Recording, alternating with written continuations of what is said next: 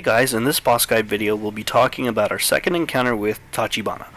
In my previous video about this boss, I went over the boss's main abilities to look for and recommended gear.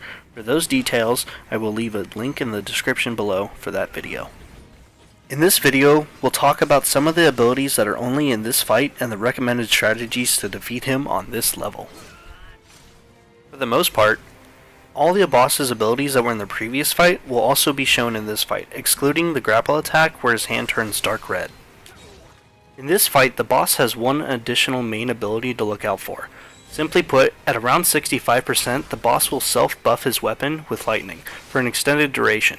On a side note, this can actually be interrupted by attacking the boss with a heavy attack before the animation is complete, with proper timing. This buff is extremely deadly and can cause the player to be one-shotted if under certain conditions, such as a single charge attack, or if the player is running in the opposite direction and the boss hits the player in their back. When the boss casts this buff, the recommended strategy I have for you is to simply stand behind the large rock on the leftmost side of the field and wait it out. The buff doesn't last forever, and there is no icon on his HP bar, so you simply have to pay attention and watch it fall off. The last key ability change in this fight occurs when the boss is approximately at 30% HP.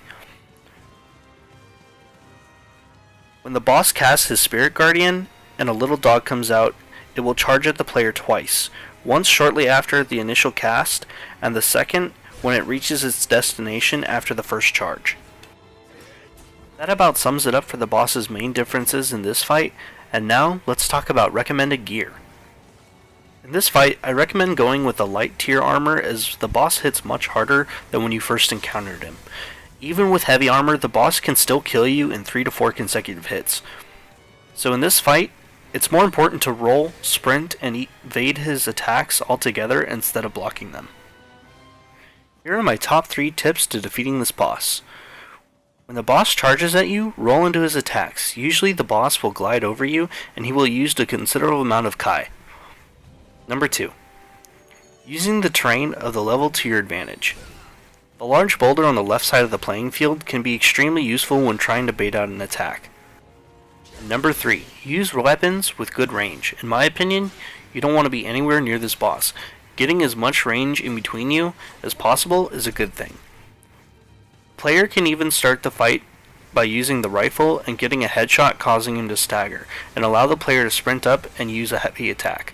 Weapons such as the spear in high stance and the ball and chain weapon in high stance have very good long-range heavy attacks. While these attacks are going to be slower, when landed, you do a considerably high amount of damage, and you're able to keep the boss at bay. That about wraps it up for this video guide.